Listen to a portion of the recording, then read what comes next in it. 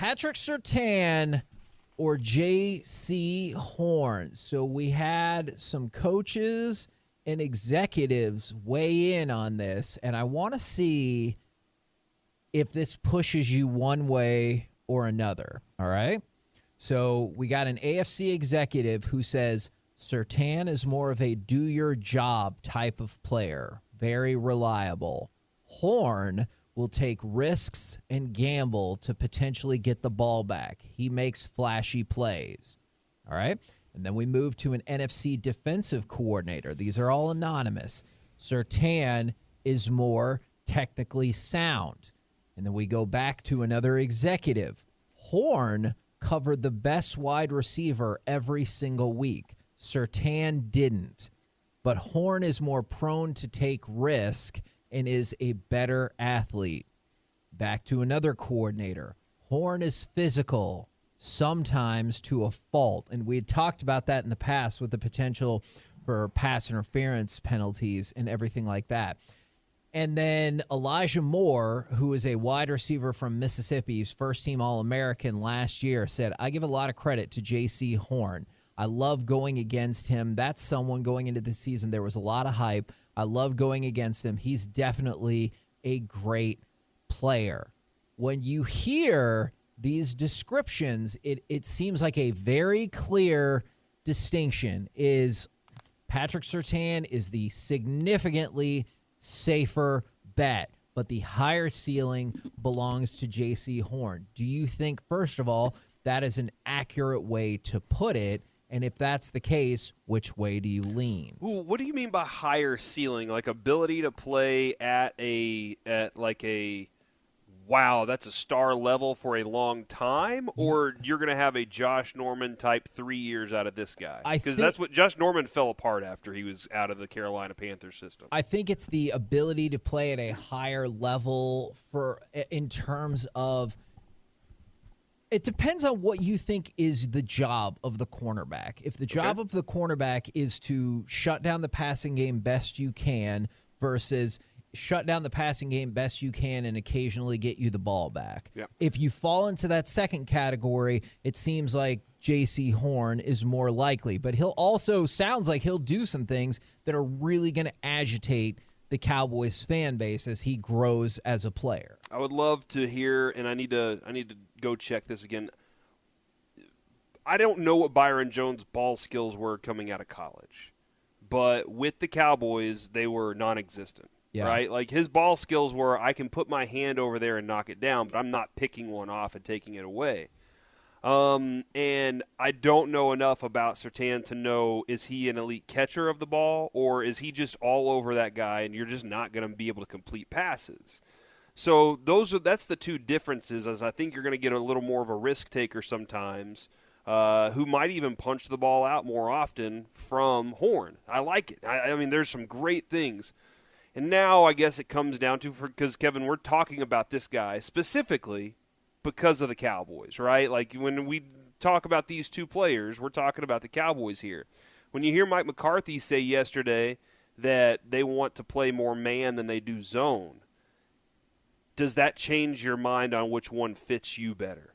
Because it makes me think that J.C. Horn is the guy that they would consider a better man player than he is a zone player. And that doesn't say that Surtain can't play it. Yeah. It doesn't say what was asked of him or what he can do, but it does sound like, hey, if we put you on an island, we're gonna love what we see out of you all day, J.C. Horn. That's what I get from it. Okay, all right, intriguing. Mike, hearing all of this, does that take you in a direction of one over the other? It doesn't. Okay. I wish it did. Like, I wish I had a strong opinion on, you got to take Surtain over Horn or vice versa. Both of these guys seem like to be premium cornerback guys. I get, it's very obvious through Kavanaugh, through Broadus, through what you're reading, what I've read, is they are different cornerbacks. But I don't have a definitive, I want this guy versus that guy type of situation. I will be happy with either guy, and hopefully the coaches and the player himself are motivated to be the best cornerback in the NFL. I don't know if they can get to that standard, but it seems like you can't, to me, maybe I'm wrong, it seems like you can't go wrong with either guy. You just have to know how to coach that guy because they seem to be different. They're different type of cornerbacks. Mm-hmm.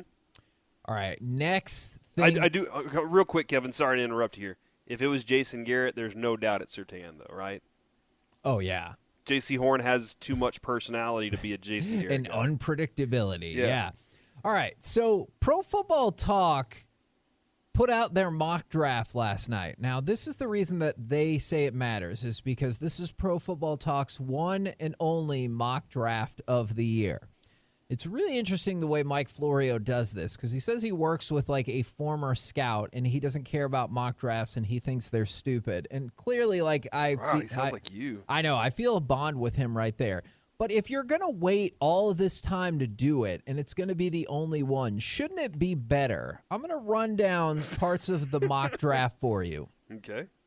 Trevor Lawrence 1, Zach Wilson 2. Fantastic. I've heard of him. Number 3, Justin Fields. Number 4, Penei Sewell. Number 5, then it goes Kyle Pitts, Jamar Chase, Micah Parsons, Patrick Surtain, Elijah Vera Tucker, and Rashawn Slater at 10 to the Cowboys. Well, first of all, we already were hearing word that the 49ers have supposedly ruled out Justin Fields. So I think that part alone is problematic. If you believe that. If you believe that, and that is probably fair.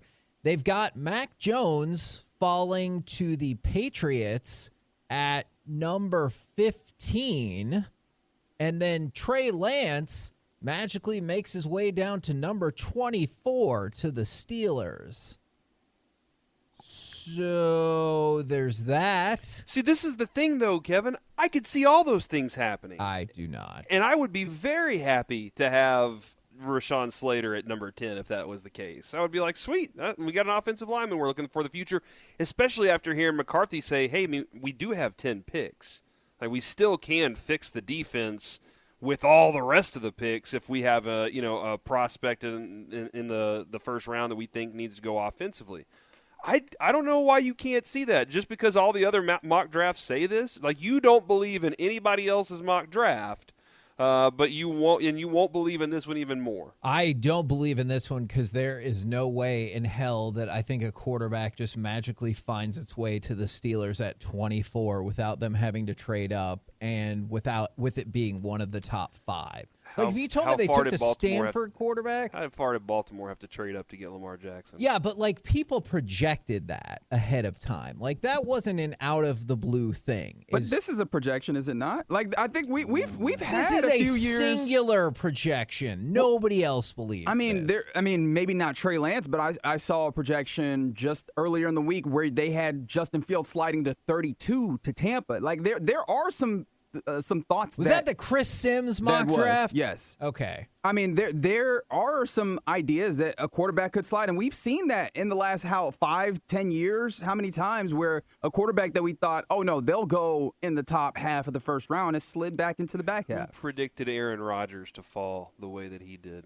Not Mel Kiper. A lot of people. Nobody. No, Nobody. That's why not he was true. in that room, That and is they had not the true. cameras on him the whole time, A and you lot. could just see him disappointed every shot. That's all it is. And then he goes out there and he says the 49ers can suck it. That's because Remember that? That's because he predicted that. But a lot of people said whoever doesn't go number 1 is going to have a gigantic fall on draft day.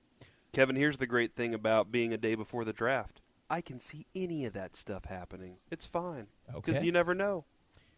This person from the fan text said, I will bet $1,000 that all 5 of those quarterbacks are going in the top 15. I will direct you to Corey and I see don't if have he wants to $1,000. make that bet. I only won a little bit from. Actually, I'm split even with Mike. All But right? just think, if you got the money, then you could start spending it on cards.